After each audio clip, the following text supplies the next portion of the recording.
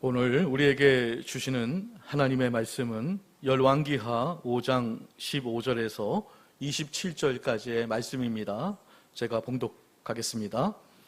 나아만이 모든 군대와 함께 하나님의 사람에게로 돌아와서 그의 앞에 서서 이르되 내가 이제 이스라엘 외에는 온 천하에 신이 없는 줄을 아나이다. 청하건대 당신의 종에게서 예물을 받으소서 하니 이르되 내가 섬기는 여호와께서 살아계심을 두고 맹세하노니 내가 그 앞에서 받지 아니하리라 하였더라. 나아만이 받으라고 강건하되 그가 거절하니라. 나아만이 이르되 그러면 청하건대 노새 2마리의 실을 흙을 당신의 종에게 주소서. 이제부터는 종이 번제물과 다른 희생 제사를 여호와 외 다른 신에게는 드리지 아니하고 다만 여호와께 드리겠나이다. 오직 한 가지 일이 있사오니 여호와께서 당신의 종을 용서하시기를 원하나이다. 곧 내 주인께서 님몬의 신당에 들어가 거기서 경배하며 그가 내 손을 의지하심에 내가 님몬의 신당에서 몸을 굽히오니 내가 님몬의 신당에서 몸을 굽힐 때에 여호와께서 이 일에 대하여 당신의 종을 용서하시기를 원하나이다 하니 엘리사가 이르되 너는 평안히 가라 하니라. 그가 엘리사를 떠나 조금 가니라. 하나님의 사람 엘리사의 사한 게하시가 스스로 이르되 내 주인이 이 아람 사람 나아만에게 면하여 주고 그가 가지고 온 것을 그의 손에서 받지 아니하였도다.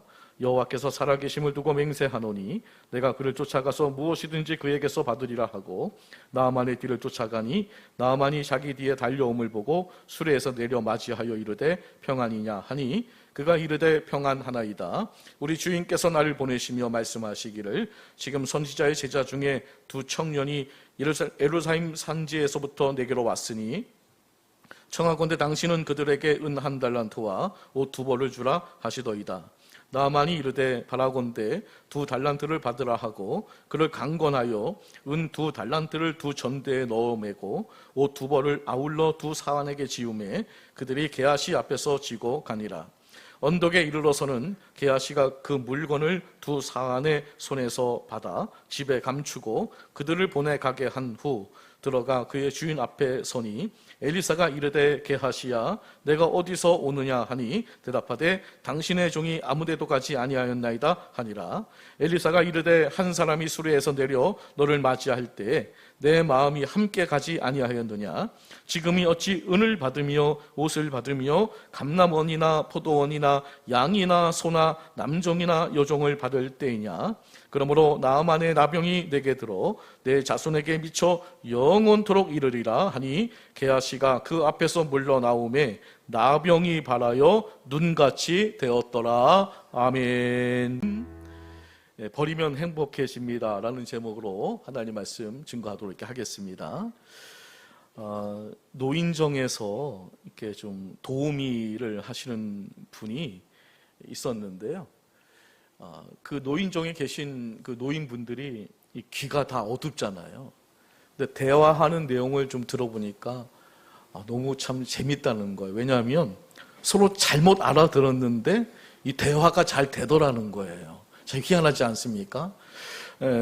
평소에 이렇게 좀 자랑을 많이 하는 약국집 할머니가 또 자랑을 하는 거예요. 아유, 우리 아들이 최고급 벤츠 세단을 샀는데 이게 얼마나 좋은지 몰라. 그랬더니 그 옆에 있던 할머니가 저 할망구는 별것도 아닌 거 가지고 맨날 자랑질이요. 이자는 허다 안 되니까 배추 세단간 산 것 갖고 자랑질하고 난리요. 뭐 그랬대요. 그랬더니 약국집 할머니가 너 그 벤츠가 얼마나 비싼 줄 알아? 그랬더니 그 옆에 있던 할머니가 아니 배추가 좋아봐야 배추지 뭐 배추에 금태라도 뭐 달았냐? 이 2명의 그 티격하는 모습을 옆에서 본 그 노인정의 최고의 어르신 왕 할아버지가 버럭 소리를 지르며 이렇게 말했습니다. 아이 시끄러워 이 할망구들아 왜 자꾸 빤스 3장 갖고 난리들이요. 그냥 적당히 입어 뭐 그랬대요. 근데 대화가 잘 되더래요 이게요. 옆에 분하고 인사하겠습니다. 말씀을 잘 들어야 됩니다. 인사하겠습니다. 자 시작. 말씀을 잘 들어야 합니다. 지난주에 나아만의 병 고침에 대해서 살펴봤는데요. 나아만은 자존심, 내 생각, 분노 이걸 다 내려놓고 결국 요단강에 가서 병 고침을 이제 받게 됩니다. 나병 참 고칠 수 없는 불치병인데 이걸 고침받았으니 이 나아만이 얼마나 기뻤을까요?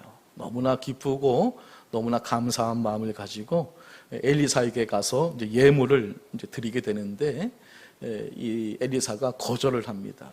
그래서 이 나아만이 간청을 합니다. 제발 받아달라고. 근데 엘리사가 못 받겠다라고 하면서 이제 그 예물을 이제 거절하게 되거든요. 뭐 그 이유는 성경에 기록되어 있지는 않은데요. 뭐 하나님의 뜻이 있었겠죠. 그런데 참 놀랍게도 뜬금없이 이 엘리사의 사환 게하시가 전혀 예상치 못한 행동을 하게 됩니다. 게하시는 그 엘리사가 거절한 그 예물의 일부를 엘리사 몰래 나아만을 뒤쫓아가서 이제 일종의 이제 가로채게 되는데요. 하지만 엘리사는 이제 그 모든 것을 이제 알고 있었고 결국 게하시는 그 저주로 이제 문둥병, 나병에 이제 걸리게 됩니다. 그것도 자손 대대로 이 나병이 이제 미치게 되는데요. 이게 사실 이게 얼마나 불행한 일입니까? 자, 성경은 이것을 나아만의 병이 이 게하시에게로 옮겨갔다는 식으로 이제 말씀하고 있는데요. 자, 열왕기하 5장 27절 말씀 읽어보겠습니다. 자, 시작. 그러므로 나아만의 나병이 내게 들어 내 자손에게 미쳐 영원토록 이르리라. 아멘. 나아만의 나병이 너에게 들어갔다는 뜻이거든요. 그러니까 나아만의 나병이 이 게하시에게로 옮겨갔다는 그런 뜻을 이제 가지고 있습니다. 나아만과 게하시 완전히 상황이 뒤바뀌어 버렸습니다. 나아만의 처지와 게하시의 처지가 완전히 역전된 거죠.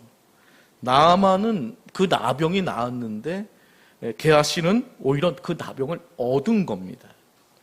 게하시는 엘리사의 종으로서 정말 하나님의 능력과 은혜를 가까이에서 목격한 사람이거든요. 그러니까 하나님의 은혜의 중심부에 있었던 사람인데도 불구하고 그가 나병이라는 그 저주를 얻게 됩니다. 참 이것을 우리가 보면서 은혜가 넘치는 곳에 마귀의 역사도 강하게 역사하는 것을 우리가 깨닫게 되고요. 또 이렇게 한 장소에서 또 한 설교를 들으면서도 누구는 은혜 받고 누구는 실족할 수 있다는 것을 우리가 깨닫게 됩니다. 자, 그러면 이 게하시가 이 실패한 이유는 무엇일까? 왜 그는 이 저주를 받을 수밖에 없었을까? 봤을 때 그것은 버려야 할 것을 버리지 못했기 때문에 그런 겁니다. 그는 선지자의 종이 되었음에도 불구하고 여전히 버리지 못한 것들이 있었다는 것이죠. 우리는 지난 시간에 나아만을 통해서 우리가 내려놓아야 할 것이 무엇인지에 대해서 살펴봤습니다. 우리가 은혜를 받으려고 나가려고 한다면 자존심을 내려놓아야 되고 내 생각을 내려놓아야 하고 내 감정을 내려놓아야 됩니다. 이런 것들을 내려놓지 못한다면 절대로 우리는 은혜의 강으로 갈 수가 없고 은혜가 넘치는 그런 행복한 삶을 살아갈 수 없습니다. 오늘은 게하시를 통해서 우리가 버려야 할 것이 무엇인지에 대해서 함께 생각해 보도록 하겠습니다. 일단은 내려놓는 것과 버리는 것은 조금 차이가 있다는 것을 좀 알 필요가 있습니다. 내려놓는다는 것은요, 완전히 버리는 건 아닙니다. 내려놓는다는 것은 잠시 내려놓는다는 것을 의미하고 있습니다. 여러분, 자존감, 생각, 감정을 완전히 버릴 수는 없습니다. 만약에 우리 인간이 자존감도 없고 생각도 없고 감정도 없다면 그건 사람일 수가 없습니다. 하나님의 말씀과 이게 충돌할 때 잠시 내려놓는 것이지 이거 완전히 버리는 건 아닙니다. 반면에 완전히 버려야 할 것이 있다는 겁니다. 그러니까 완전히 청산해야 될 것이 있습니다. 자, 이런 것들은 잠시 내려놓는 것이 아닙니다. 완전하게 이건 버려야 됩니다. 누군가가 여러분에게 냄새 나는 쓰레기를 누가 줬습니다. 그러면 이 쓰레기를 여러분 어떻게 하시겠습니까? 그걸 소중히 간직하는 사람은 없습니다. 당연히 버리겠죠. 이걸 간직하게 되면 계속 냄새가 진동하게 될 겁니다. 그러니까 버릴 수밖에 없는 거죠. 그렇습니다. 자, 쓸데없는 것들이 우리 삶에 가득 차서 우리의 삶을 참 냄새나게 만들고 답답하게 만들고 복잡하게 만들고 골치 아프게 만드는, 그리고 또 불행하게 만들고 있다는 것이죠. 그래서 이 쓸데없는 것들을 버릴 수만 있다면야 우리는 뻥 뚫린 고속도로처럼 신나게 살 수 있는 거고요. 기분 좋게 살 수가 있는 거고요. 행복하게 살 수 있는 줄 믿습니다. 우리가 버리지 못하기 때문에 너무나 인생이 힘들어진다는 것입니다. 우리 옆 사람하고 다시 인사할 텐데요. 버릴 것을 버리면 행복해집니다. 인사하겠습니다. 자, 시작. 버릴 것을 버리면 행복해집니다. 그래서 오늘 우리가 신나게, 기분 좋게, 행복을 위해 우리가 완전히 버려야 할 것이 무엇인지, 이것을 버림을 통해서 여러분의 인생이 좀 신나는 인생, 행복한 인생, 또 아름다운 인생이 되시기를 예수님의 이름으로 간절히 축복합니다. 자, 첫 번째는 우리가 교만을 버려야 됩니다. 자, 나아만이 고침받은 이유는 무엇입니까? 결국은 그가 교만을 버리고 겸손해졌기 때문에 그런 건데요. 자존심, 내 생각, 내 분노를 내려놓으려면 이게 겸손해지지 않으면 절대로 불가능한 일입니다. 나아만이 요단강으로 가는 과정은 바로 겸손의 과정, 하나님께서 나아만을 낮추시는 그 겸손의 과정이었습니다. 교만의 길을 벗어나서 겸손의 강으로 가는 과정이었습니다. 하나님은 나아만이 겸손해지기를 원하셨습니다. 미리 병고침을 줄 수도 있지만 그가 겸손해졌을 때에 하나님께서 나음을 입게 해 주셨습니다. 반대로 게하시는 이제 교만의 길로 나아갑니다. 그의 내면에 잠자고 있었던 그 교만이 폭발하기 시작했습니다. 자, 열왕기하 5장 20절 말씀 읽어보겠습니다. 자, 시작. 하나님의 사람 엘리사의 사한 게하시가 스스로 이르되 내 주인이 이 아람 사람 나아만에게 면하여 주고 그가 가지고 온 것을 그의 손에서 받지 아니하였도다. 여호와께서 살아계심을 두고 맹세하노니 내가 그를 쫓아가서 무엇이든지 그에게서 받으리라 하고. 자, 여러분, 이 게하시는 지금 이렇게 생각하고 있습니다. 나는 받을 자격이 있다. 왜 그걸 안 받느냐? 우리는 그것을 충분히 받을 자격이 있다라고 자신의 판단을 앞세우고 있는 겁니다. 우리 주인이 이것을 거절한 것은 참 답답한 일이다. 그러니까 종이 이 주인의 판단을 지금 무시하고 있는 겁니다. 왜 그렇게 판단했을까? 내 생각에는 그것이 받는 것이 옳다라고 생각을 하고 있는 거죠. 이게 교만이라는 겁니다. 자, 심지어 더 나아가 이것을 가지고 여호와의 살아계심을 두고 맹세까지 하면서 하나님의 이름까지 이용하면서 이 예물을 취하겠다는 겁니다. 그러니까 여호와의 이름까지 그가 두고 맹세했다는 것은 정당하다는 겁니다. 그렇게 자기가 생각을 하는 겁니다. 나는 정당하다. 난 이걸 받을 자격이 있다. 그걸 하나님의 이름까지 동원하면서 그것을 합리화시키고 있는 겁니다. 이게 교만이라는 겁니다. 그런데 이런 게하시아의 판단은 완전 착각이었습니다. 주인이 안 받겠다라고 말했다면 종은 받을 자격이 없습니다. 주인이 그렇게 말한 거니까요. 그건 착각입니다. 그리고 여호와의 살아계심을 두고 맹세까지 했다고 해서 그 거짓, 그 잘못을 정당화할 수는 없습니다. 이렇게 교만은 착각을 만들어냅니다. 그래서 물론 우리가 착각을 할 수 있겠지만 이 착각의 근원지가 이 교만일 때는 이 착각이 큰 문제가 됩니다.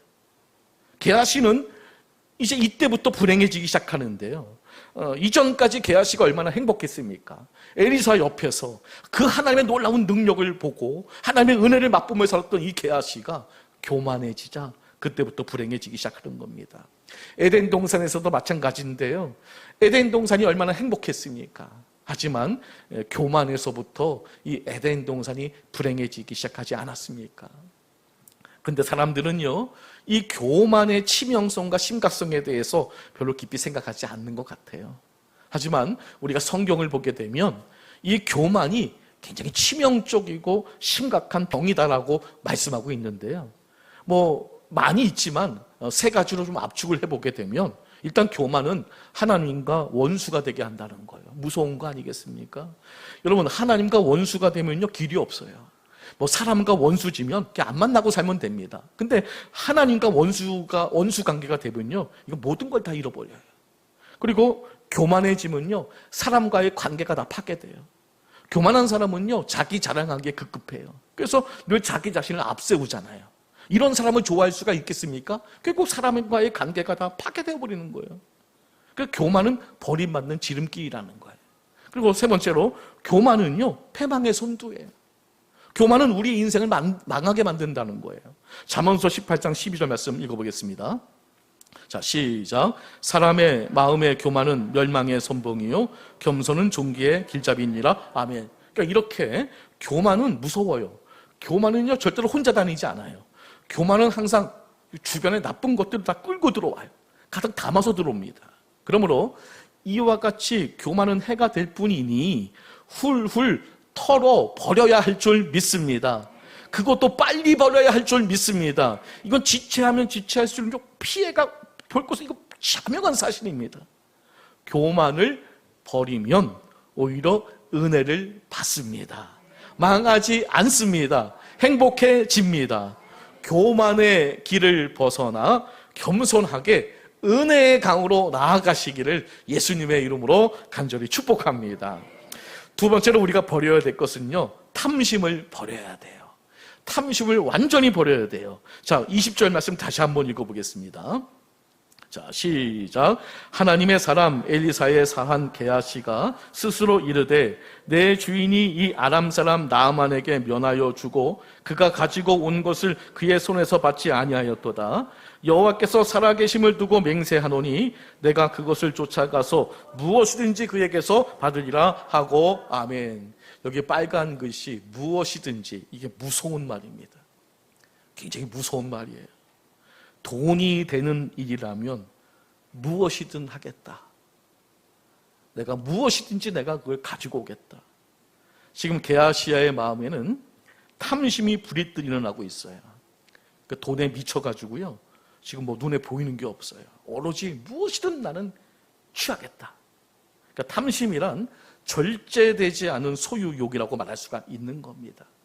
자, 그런데 여러분, 성경은 이런 욕심, 이런 탐심을 우상숭배라고 정의를 하고 있는데요. 골로새서 3장 5절 6절 말씀 읽어보겠습니다. 자, 시작. 그러므로 땅에 있는 지체를 죽이라.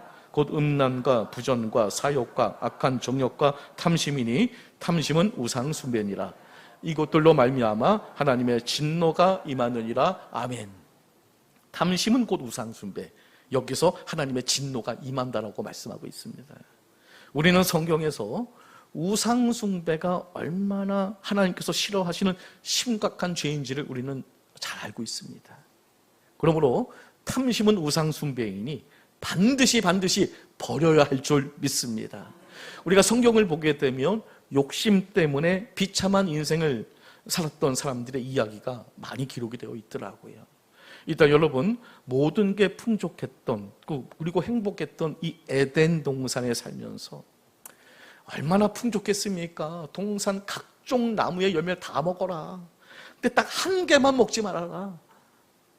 근데 그 한 개의 그 선악과 그 열매 때문에 탐심의 죄를 범함으로써 에덴 동산에서 쫓겨나는 그런 엄청난 비참한 결과를 초래하게 되었습니다.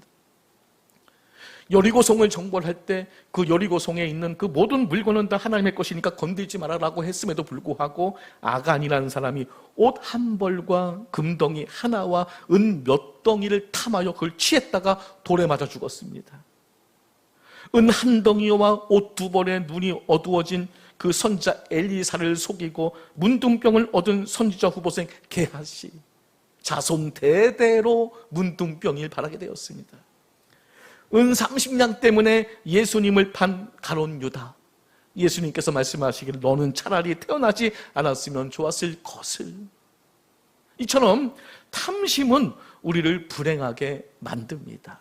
이건요, 뭐 성경뿐만 아니라 이 세상 사람들도 인정하는 원리입니다. 이솝 우화를 보게 되면 욕심 많은 개가 뼈다구 하나를 얻었는데 시냇가를 지나가다가 그 시냇가에 비친 그 모습을 보고 저놈은 더 좋은 걸 물고 있네. 그래서 그걸 뺏으려고 하다가 결국 다 잃어버렸잖아요. 그러니까 이야기가 뭡니까? 욕심 부리면 망한다, 이런 뜻이거든요. 흥부와 놀부 이야기, 이게 뭡니까? 욕심이 불행을 초래한다. 제가 한번 유머를 든 적이 있는데요. 어떤 노총각이, 욕심이 많은 노총각이요, 요술 램프를 주었는데 딱 이 뚜껑을 열었더니 딱 한 가지 소원만 이야기하라고 하는 거예요. 욕심이 많잖아요. 소원은 많은데. 그래서 이렇게 외쳤습니다. 돈, 여자, 결혼, 이렇게 외쳤거든요. 그래서 머리가 돈, 여자와 결혼했다, 뭐 그런 이야기가 있지 않습니까? 여러분, 성경은 탐심의 끝이 뭐냐? 사망이라고 이야기하고 있는데요. 야고보서 1장 15절 말씀 읽어보겠습니다. 자, 시작. 욕심이 잉태한 즉 죄를 낳고 죄가 장성한 즉 사망을 낳느니라. 아멘. 욕심이 아무것도 아닌 게 아닙니다. 욕심이 잉태한 즉 뭘 낳습니까? 뭘 낳아요? 죄를 낳고. 그럼 그 죄가 어떻게 됩니까? 내 안에서 막 장성해요. 그러면 결국 뭐 어떻게 되는 거예요? 사망을 낳게 된다는 거죠. 욕심의 끝이 사망이라는 얘기예요. 자, 그러면 어떻게 우리가 탐심을 우리가 물리칠 수 있을까? 간단합니다. 자족의 정신을 가져야 됩니다. 만족해야 하면 됩니다. 지금의 나의 삶에 만족해 하면 되는 겁니다. 그러면 이 탐심의 늪에서 벗어날 수 있습니다.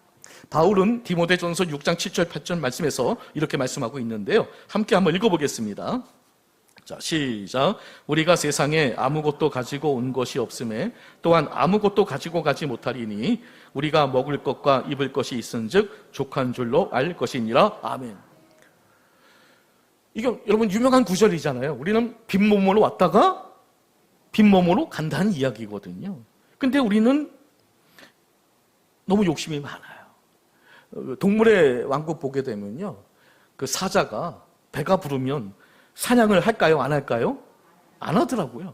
옆에 사슴이 지나가도 거의 또 보지도 않아요. 배가 부르면 사냥을 안 해요. 근데 우리 인간은 배가 불러도 취합니다. 우리는 뭐가 있어요? 창고가 있잖아요. 좋은 창고가 있잖아요. 잔뜩 재워놓습니다. 그게 나쁘다는 얘기는 아니고 그냥 인간은 그렇다는 거예요. 욕심이 많다는 거죠. 히브리서에 돈을 사랑하지 말고 있는 바를 족할 줄로 알라라고 말했거든요. 바울은 빌립보서 4장 11절 말씀에서 자족하기를 내가 배웠다, 이렇게 말씀하고 있어요. 그리스도인은 마음을 다스려 자족하는 법을 배워야 할 줄 믿습니다. 이게 신앙의 성숙도 있는 것 같아요. 신앙의 성숙이 뭐냐? 얼마만큼 만족하고 있느냐? 여기에 달려있는 것 같아요. 욕심을 버리면 내 삶은 더 넓어지고 깨끗해지고 밝아지게 될 겁니다. 탐심을 버리고 자족하며 사는 자가 진정한 성공자인 것입니다. 그래서 끝없는 욕심을 버리고 주의 은혜에 자족함으로 세상이 줄 수 없는 기쁨을 맛보며 행복을 누리며 살아갈 수 있는 우리 모두가 되시기를 예수님의 이름으로 간절히 축복합니다. 마지막으로 우리가 버려야 될 것은, 마지막으로 우리가 거짓을 버려야 됩니다. 자, 오늘 본문 21절, 22절 말씀, 게하시의 거짓말을 한번 함께 읽어보도록 할게요. 자, 시작. 나아만의 뒤를 쫓아가니 나아만이 자기 뒤에 달려옴을 보고 수레에서 내려 맞이하여 이르되 평안이냐 하니 그가 이르되 평안하나이다. 우리 주인께서 나를 보내시며 말씀하시기를 지금 선지자의 제자 중에 두 청년이 에브라임 산지에서부터 내게로 왔으나 청하건대 당신은 그들에게 은 1달란트와 옷 2벌을 주라 하시더이다. 아멘. 이게 다 거짓말이거든요. 지금 소설을 쓰고 있습니다. 주인이 보냈다? 보낸 적도 없고 두 청년이 온 사실도 없습니다. 이게 다 지어낸 겁니다. 근데 문제는 뭐냐면 이거를 게하시는 그렇게 믿고 있는 것 같아요. 이게 소설인데 그 소설이 사실인 줄을 믿고 있는 것 같아요. 이게 병도 이런 큰 병입니다. 그러니까 그래서 뻔뻔하게 거짓말을 하고 있는 거예요. 마치 이게 사실이냐, 사실이 아닌데도 스스로 이것이 사실인 걸로 믿고 있는 거예요, 지금요. 그리고 또 이게 무서운 게 뭐냐면요, 이런 거짓은요 또 다른 거짓을 또 낳게 된다는 거예요. 자, 25절 말씀 읽어보겠습니다. 자, 시작. 들어가 그의 주인 앞에 서니 엘리사가 이르되 게하시야 내가 어디서 오느냐 하니 대답하되 당신의 종이 아무데도 가지 아니하였나이다 하니라. 그러니까 거짓은 또 거짓을 낳을 수밖에 없어요. 왜냐하면 그것을 무마시키려면 또 거짓말도 해야 되는 거예요. 그러니까 이 거짓을 우리가 한번 시작하게 되면 이게 멈출 수가 없는 거예요. 여러분, 성경은요 거짓말하지 말라라고 강조하는데요, 10계명 중에 제9계명이 거짓 증거하지 말라거든요. 그러니까 굉장한 거죠. 거짓은 여호와께 미움을 받게 한다라고 기록이 되어 있더라고요. 잠언서 12장 22절 말씀 함께 읽어보겠습니다. 자, 시작. 거짓 입술은 여호와께 미움을 받아도 진실하게 행하는 자는 그의 기뻐하심을 받느니라. 아멘. 그러니까 거짓말하는 자는 여호와께 뭘 받아요? 미움을 받아요. 근데 진실하게 행하는 자는 하나님의 기뻐하심을 받는 거예요. 그러므로 거짓을 버려야 할 줄 믿습니다. 근데 문제는 이제 이런 거죠. 사람들이 이 거짓에 대한 심각성을 잘 몰라요. 아, 이게 뭐 그렇게 큰 죄가 되겠어라고 생각을 이제 하는 거죠. 자, 우리는 너무 쉽게 이제 거짓말을 하게 되는데 이게 좀 습관화가 된 거죠. 입에 붙어버렸습니다. 이 거짓말이 습관화가 되면 전혀 양심의 가책도 이제 못 느끼게 된다는 거죠. 우리 한국 사람들에게 그 3대 거짓말, 장사하는 사람들이 뭐 미치고 판다, 노처녀가 시집가기 싫다, 연세 드신 어르신들이 빨리 죽어야지, 뭐 이런 말들이 다 거짓말이라고 하잖아요. 그러니까 이런 사사라고는 이 거짓말이 입에 배게 되면요, 이거 습관적으로 이렇게 말을 해도 양심의 가책을 못 느끼게 된다는 거예요. 밤에 할머니가 택시를 잡는데 택시들이 이게 서질 않더래요. 근데 옆에 사람을 보니까 따따블 하니까 택시가 잘 쓰더래요. 그래서 할머니가 따따따따따따블 이랬대요. 7번을 외쳤더니 6대의 택시가 딱 쓰더래요.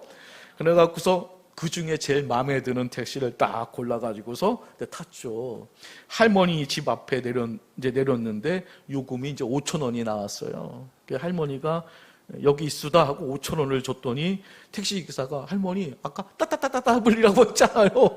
그랬더니 할머니가 예끼 놈아 나이 먹으면 말도 뭐 더더더더듬냐 뭐 이랬대요. 거짓말 우리 사회에 너무 일반화되어 버린 것 같아요. 너무 이걸 가볍게 여기는 이 풍조의 세상에 우리가 살고 있는데요. 왜 그러냐면요, 좀 이렇더라고요. 요즘은 이렇게 주장을 하더라고요. 거짓말도 하나의 기술이다. 이것도 하나의 힘이 될 수 있다. 이런 주장이 많이 나오고 있어요. 거짓말을 잘하는 사람이 성공한대요. 이 거짓말도 경쟁력이라는 거예요. 거짓말은 이게 나쁘지만 적당한 거짓말은 이게 사회적 기술이라고까지 얘기를 해요. 그래서 거짓말로 인간관계를 조정하고 이용하는 사람을 이 시대에 능력 있는 사람이라고 말하고 있어요. 미국 MIT 교수인 그 펠드맨 교수 연구팀이 11세부터 16세까지 청소년들을 대상으로 이제 조사를 실시했는데요. 누가 리더십이 있을까? 누가 친구들 사이에 인기가 있을까?라고 조사를 했는데 능청스럽게 거짓말을 잘하는 아이일수록 인기가 많고 리더십을 가졌다는 거예요. 그래서 주장하기를 생활을 매끄럽게 만들기 위해서는 때론 약간의 거짓이 필요하다. 이게 연구 결과예요. 참 무서운 세상에 우리는 살고 있어요. 호랑이와 개가 카드 게임을 하는데 늘 호랑이가 이겨요. 개가 한 번도 못 이겨요. 호랑이의 그 비법이 궁금해서 개가 물어요.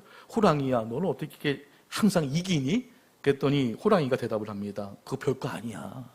넌 카드가 잘 들어오면 본능적으로 꼬리를 흔들잖아. 이 시대는 진실만을 말하고 거짓말을 못하면 바보라고 생각해요. 백설공주의 계모가 요술 거울 때에서 거울아 거울아 이 세상에서 누가 제일 예쁘니? 라고 묻는 순간 이 거울이 센스를 발휘했다면, 약간의 거짓말을 했더라면 그런 비극은 발생하지 않았을 것이라고 그렇게 주장을 하더라고요. 왜 바보처럼 진실을 이야기해서 왜 그런 비극이 발생하게 만들었냐는 거죠. 요즘 그렇게 이야기를 하더라고요. 진실이 결여된 사회의 모습을 잘 보여준 것 같습니다. 하지만 진실이 결여된 삶 공동체 사회는 잠깐 빛을 볼 수는 있겠지만 결국은 반드시 무너지게 된다는 사실을 우리는 꼭 기억해야 할 줄 믿습니다. 여러분, 구약시대의 이스라엘 공동체가 무너진 이유가 무엇인가? 여러 가지가 있습니다. 근데 저는요, 그 중에 하나가 바로 이 거짓말이 통용되는 시대, 사회. 이스라엘 이 사회 안에 이 거짓말이 통용되어지는 그 사회였기 때문에 이스라엘 공동체가 저는 무너졌다고 생각을 하게 됩니다. 그걸 잘 보여주는 구절이 이사야서 30장 10절 말씀에 기록이 되어 있는데요. 함께 읽어보도록 하겠습니다. 자, 시작. 그들이 선견자들에게 이르기를 선견하지 말라. 선지자들에게 이르기를 우리에게 바른 것을 보이지 말라. 우리에게 부드러운 말을 하라. 거짓된 것을 보이라. 얼마나 이스라엘 공동체가 썩었는지. 하나님 말씀 진실로 전하지 말아라. 부드러운 걸 말해줘라. 거짓된 것이라도 좋으니까 우리에게 그렇게 말해달라. 결국 거짓 선지자들이 판을 치는 시대를 그 청중들이 만든 겁니다. 진실을 원하지 않았습니다. 정직을 원하지 않았습니다. 거짓된 것이라도 지금 내가 듣고 싶어하는 말이라면, 나를 좀 감동시키고 나를 즐겁게 해주는 말이라면 얼마든지 좋으니까 그 거짓말이라도 우리에게 말해달라라고 요구하고 있었던 것이죠. 지금의 교회도 마찬가지인데요. 교회가 진실이 결여된 이 시대의 이 모습 참 안타깝지 않습니까? 이 부분은 제가 설명하지 않아도 잘 알 겁니다. 이렇게 거짓이라는 것이 우리와 먼 이야기가 아닙니다. 우리의 삶과 교회, 신앙 전반에 걸쳐서 이 거짓이라는 것이 우리 가까이에 와 있습니다. 하지만 꼭 기억해야 될 사실은 거짓말은 화려한 꽃은 피울 수 있겠지만 거짓말은 열매를 맺지는 못합니다. 거짓은 시간이 지나면 반드시 밝혀지게 되어 있습니다. 자신의 목적을 성취하기 위해 악의적으로 하는 거짓말은 잠깐의 힘은 있을지 모르지만 그건 영원하지 않습니다. 사랑하는 성도 여러분, 정직이 힘입니다. 믿으시길 바랍니다. 좀 제발 믿었으면 좋겠습니다. 하나님께서 그렇게 말씀하시니까요. 자, 시편 97편 11절 말씀 읽어보겠습니다. 자, 시작. 의인을 위하여 빛을 뿌리고 마음이 정직한 자를 위하여 기쁨을 뿌리시는도다. 아멘. 여러분, 예수님이 여러분의 모든 죄를 위해서 십자가에 못 박혀 죽으셨음을 믿으셨죠? 왜 그건 믿으면서 왜 마음이 정직한 자를 위하여 기쁨 뿌리시는 이 말씀을 왜 못 믿습니까, 여러분? 우리는 전체 하나님의 말씀을 믿어야 할 줄 믿습니다. 사랑하는 성도 여러분, 적당한 어떤 거짓말이 우리의 힘이 될 수 없습니다. 여러분, 착각하시면 안 되고 또 속으면 안 됩니다. 거짓은 우리의 힘이 될 수 없습니다. 절대로 행복해질 수도 없고요. 미련해도 답답해도 바보 같아도 정직함, 진실함이 우리의 힘이요 행복임을 잊지 말아야 할 줄 믿습니다. 그래서 우리는 다윗처럼 기도를 해야 되는데요. 자, 시편 51편 10절 말씀에서 다윗이 이렇게 기도를 합니다. 함께 읽어보겠습니다. 자, 시작. 하나님이여 내 속에 정한 마음을 창조하시고 내 안에 정직한 영을 새롭게 하소서. 아멘. 여기 모인 우리 모두들이 뭐 거짓말 한 번도 안 했다, 그런 사람은 없습니다. 하지만 우리는 싸워야 됩니다. 그렇지 않겠습니까? 허용하지 않으려고 몸부림쳐야 됩니다. 다윗처럼 기도했으면 좋겠습니다. 하나님, 내 안에 정직한 영을 새롭게 하옵소서. 모든 거짓을 버리고 정직한 영을 새롭게 하여 하나님과 사람 앞에서 진실하고 또 아름다운 삶을 살아갈 수 있는 우리 모두가 되시기를 예수님의 이름으로 간절히 축복합니다.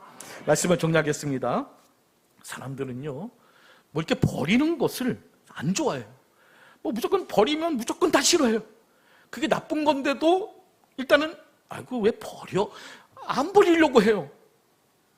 뭔가 버리는 걸 손해본다고 생각하고 이거 불행해진다고 생각을 하거든요. 하지만 절대로 그렇지 않습니다. 오히려 버려야 할 것을 버리지 못하기 때문에 내가 불행해지는 겁니다. 게하시가 그 가지고 있었던 것 중에 정말 버려야 할 것들, 이걸 버리지 못했기 때문에 결국은 그가 자손 대대로 나병이 미치는 저주를 받게 된 겁니다.